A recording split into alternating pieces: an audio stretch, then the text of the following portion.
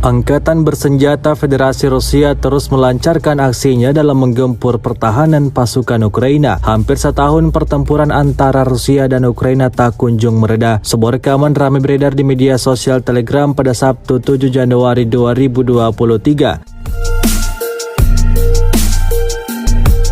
Dalam video pendek tersebut menunjukkan aksi pasukan Rusia dalam meluncurkan serangan secara brutal terhadap posisi target. Serangan itu disebut-sebut pasukan Rusia sebagai sapaan selamat pagi untuk tentara Ukraina. Tampak ledakan mengerikan tersebut terjadi lebih dari 3 kali. Akibatnya, posisi pasukan Ukraina porak-poranda. Hingga video ini beredar, belum ada konfirmasi resmi dari pihak Ukraina. Kendati demikian, beragam komentar dituliskan warganet.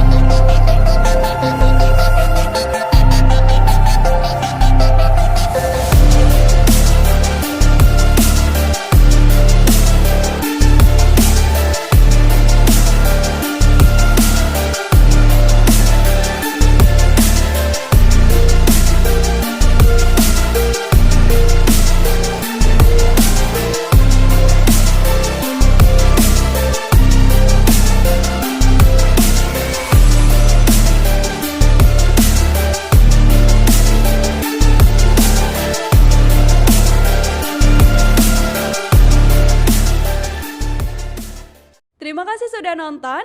Jangan lupa like, subscribe, dan share ya.